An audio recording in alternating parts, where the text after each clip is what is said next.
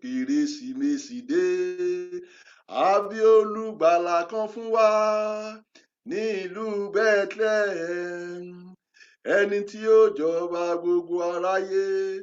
Àwa sì ti rí ìràwọ̀ rẹ̀ láwọ̀sánmọ̀, àwa sì múra láti mú ẹ̀bùn wá fọ́ba tàbí lónìí. Hallelujah, hallelujah, ògo fún Jésù, ògo fún Jésù, ògo fún Jésù.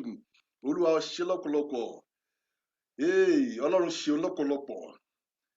Ala January já, February, March, April, May, June, July, August, September, October, November, alájá oṣù tó gbẹ̀yìn ọdún la tún wà yìí o. Ọlọ́run ó ṣe o, adúpẹ́ ìwọ ṣe ni kó máa yọ̀, máa dúpẹ́ kó wà láyé, ó ní mo dúpẹ́ mo rí ànúgbà o, mo dúpẹ́ mo rí ànúgbà o, torí kìí ṣe gbogbo èèyàn ló rí ànúgbà. Kó wà láyé, àánú lórí gbà.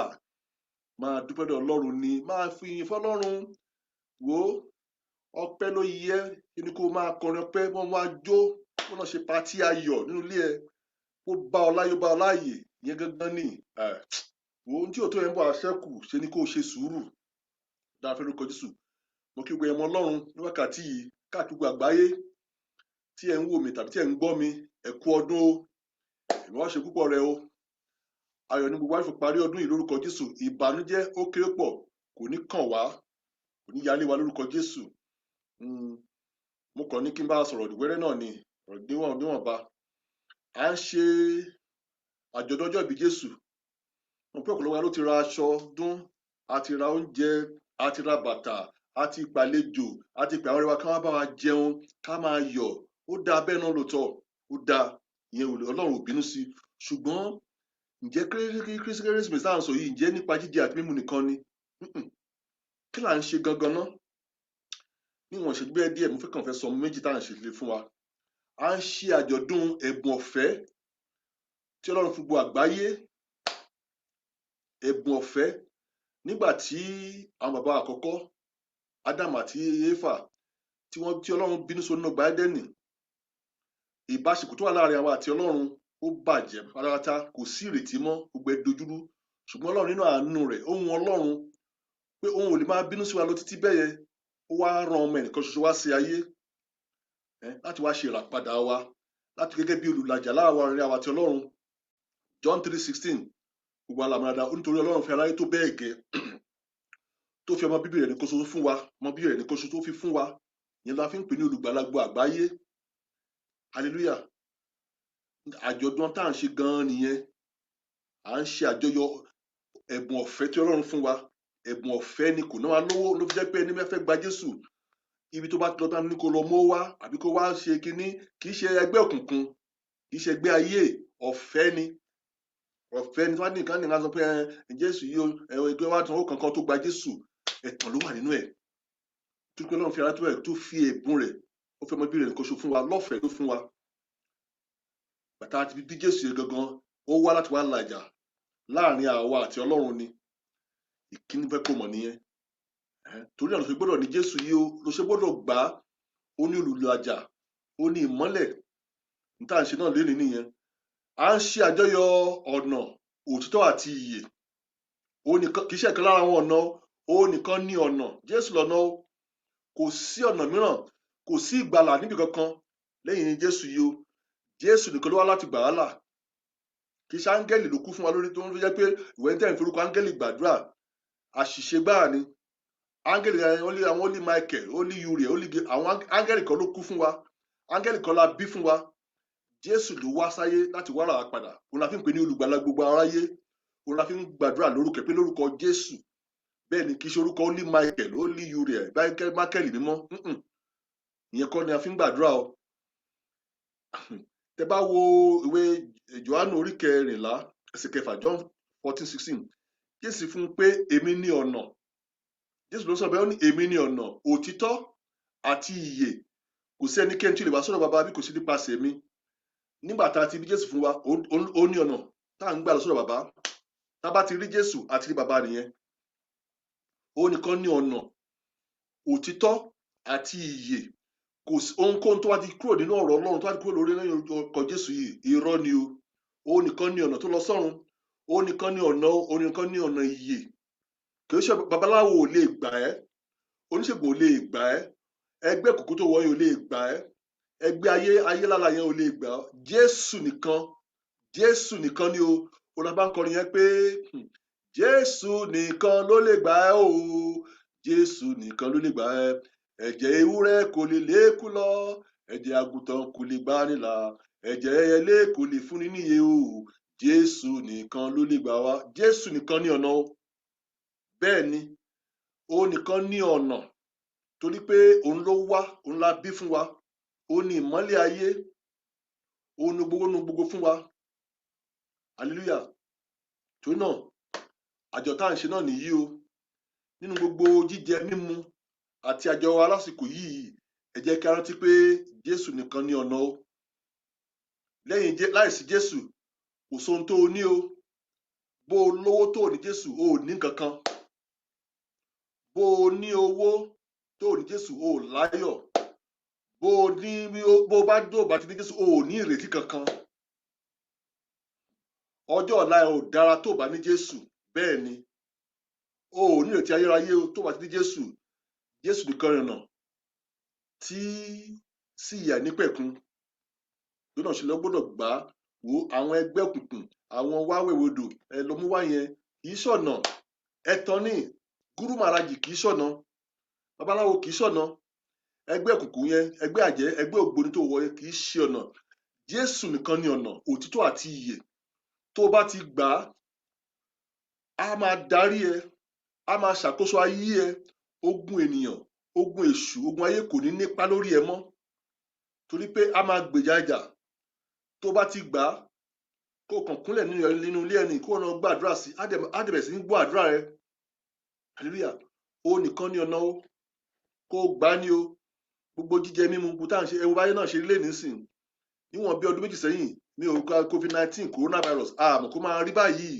Ṣùgbọ́n ẹwọ báyé náà ṣe wá rí sí. Ètò ọrọ̀ ajé ayé ẹwọ bó ṣe rí. A lè lọ sí ìlú kan láti ìlú kan sí kejì nísìn. Ṣé là ń bomú tá à ń fọwọ́ tá à ń ṣe gbogbo ẹ̀ gba abẹ́rẹ́. Ṣùgbọ́n àmọ́ tó tún ń bọ̀ lọ́la o, èdè la rí o. Mo gbàdúrà pé kí Ọlọ́run kó ràn wá lọ́wọ́. Torí náà ló gbọ́dọ̀ ṣe ní Jésù. Kó gbà á ní Olúwa àti olùgbàlà rẹ. Kó gbà á kó máa ṣàkóso ayé ẹ. Kó gbà á kó sì máa tẹ̀lé nínú òtítọ́, nínú ìwà mímọ́. Ọ̀nà téèyàn lè tọ̀ tó fi lè ṣe eré náà nìyẹn. Bóyá òun ṣe ìwò okòwò ẹni tí ò lọ dédé yẹn, Jésù ni kó gbà á. Ó máa yí gbogbo ẹ̀ padà. Àìsàn tó ń ṣe tó náwó káàkiri sí yẹn, ṣe ni kó gba Jésù, òun nìkan ní olùwòsàn.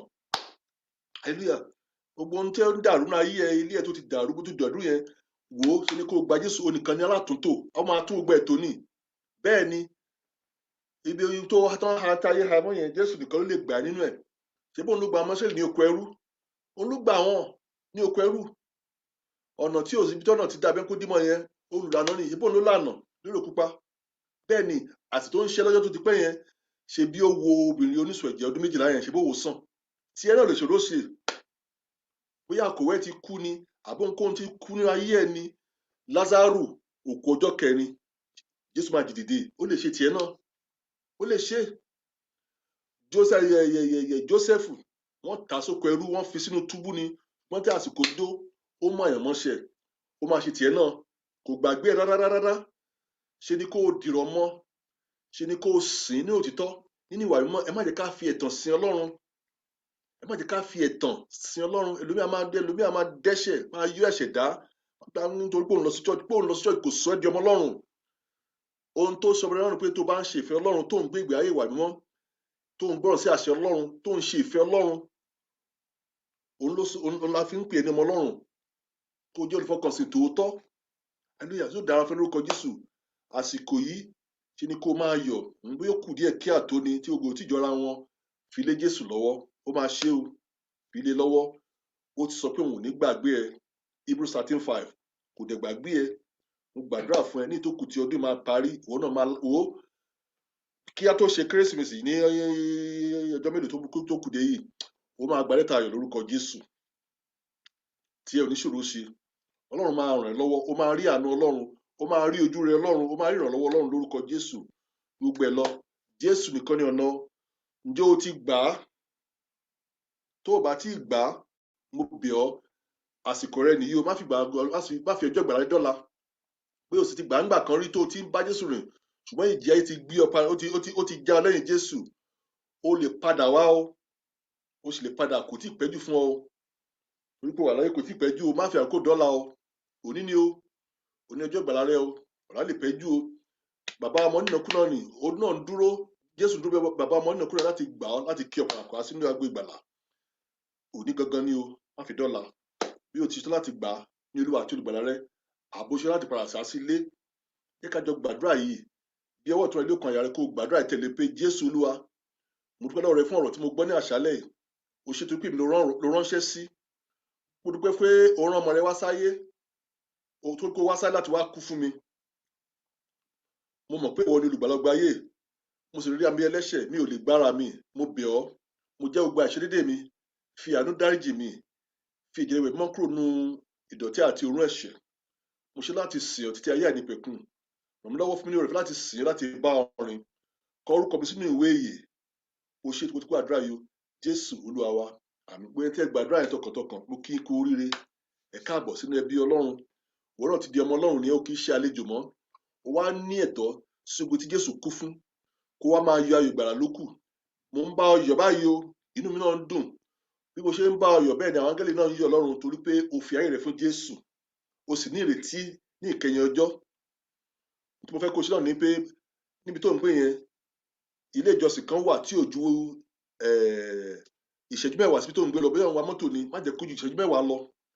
Bóyá o dẹ̀ ń rìn tó ò ní mọ́tò, má jẹ́ kó ju ìṣẹ́jú mẹ́wàá lọ. Rí i pé ibi tí wọ́n ti ń sọ̀rọ̀ Ọlọ́run ní òtítọ́ ni, tí wọ́n ti ń wàásù Ọlọ́run tí kò ní àdàlù, tí jẹ́ pé Jésù ni wọ́n ń sìn níbẹ̀, tí jẹ́ pé Bíbélì Ọlọ́run, Bíbélì ni wọ́n ń kà níbẹ̀. Lọ darapọ̀ mọ́ wọn, lọ rí olùṣọ́-àgùntàn. Ilé ìjọsìn yẹn sọ pé òṣìṣẹ́ fi ayé fún Jésù ni. Wọ́n á bẹ̀rẹ̀ sí ní ràn ẹ́ lọ́wọ́. Ìrìnàjò yẹn wá rọ̀ wọ́n náà lọ́rùn. Yóò dára fẹ́ lórúkọ Jésù. Kó o sì wá Bíbélì kó o náà máa kà á. Kó o wá Bíbélì, any language, any version, èdèkéde, kó o máa kà á. Kó o máa rìn bí ọmọ Ọlọ́run, kó o máa hùwà bí Ọlọ́run. Wò ó, máa lọ bá wọn jọ́sìn jọ Sunday, kó o lọ. Ìpàdé àdúrà kó o lọ. Ìpàdé ẹ̀kọ́ Bíbélì kó o lọ. Máa lọ, jẹ́ kí wọ́n mọ̀ ní Ọlọ́run. Máa lọ bí àlejò, jẹ́ kí wọ́n mọ̀ ní ọmọ Ọlọ́run, kí o máa gbé ìgbé ayé ìwà mímọ́. Nínú ìlú máa ṣeré. Fara rẹ súnmọ́ Ọlọ́run, ìwọ yóò lálàáfíà. Nípa èyí ni rere yóò wá bá ọ. Tó bá ti lè súnmọ́ Ọlọ́run, tó bẹ̀rẹ̀ sí ń ṣèfẹ́ rẹ̀, wà á ní àlàáfíà, wà á ní ire, wà á ní ayọ̀, ọkàn gan á balẹ̀. Jésù á máa gbèjà ìjà, wà á rí àánú Ọlọ́run. Ó tán. Nítorí nílò nìyẹn, kò gbowó, kò gbẹbọ, kò gbètùtù. Ó tán. Ṣèfẹ́ rẹ̀ nìkan, rìnrìn ìgbé ayé tó wọn Ọlọ́run nìkan ni. Ó dára fẹ́ lórúkọ Jésù. Mo gbàdúrà fún ẹ, bí ọdún ṣe ń parí lọ, ojú àti àánú Ọlọ́run ayé ẹ kò ní parí o. Ẹ̀mí ẹ kò ní pin o. Ọdún yìí ń lọ sópin. Ọmọ rẹ ò ní lọ sópin o. Ìgbésí ayé ò ní lọ sópin o. O máa rí àánú Ọlọ́run. O máa rí oore-ọ̀fẹ́ Ọlọ́run. Ọlọ́run á ràn ẹ́ lọ́wọ́. Ọlọ́run á bá ẹ ṣe. O máa ní ẹ̀rí ní ìtókù díẹ̀ tá a fẹ́ ṣe wọnú ṣe Kérésìmesì yìí. Ọlọ́run máa ràn ẹ́ lọ́wọ́. Ó máa rán olóore sí ẹ. Ó máa rán aláàánú sí ẹ. Yóò sì dára fẹ́ lórúkọ Jésù. Àti èmi àti ìwọ. Nígbà tó bá máa fi di January 1, a ó sọ pé ẹ wá wo ohun tó Olúwa ṣe fún mi. Ẹ wá wo ohun tó Olúwa ṣe fún mi. Èyí ló mú mi dúpẹ́ o. Èyí ló mú mi dúpẹ́ o. Èyí ló mú mi dúpẹ́ o. Orin tá a máa kọ ni orin ayọ̀. Máa lọ yọ̀ ni, lọ jẹun, máa jó ni, máa kọrin, máa rojú kókókókókó. O tẹ́ máa rojú kókókó ràn kankan. Jésù ni, inú Jésù láyọ̀ wà. O ti ní Jésù. Ó ju gbogbo lọ. Ó dára fẹ́ lórúkọ Jésù. Àti èmi àti ìwọ, a tó pàdé lẹ́ẹ̀kan sí gbogbo kíyín. Ẹ kú ọdún o. Ẹ̀mí á ṣe púpọ̀ rẹ̀ o. Ó dìgbà kan náà. Jésù lolúwa. Bàbá, dàbọ̀.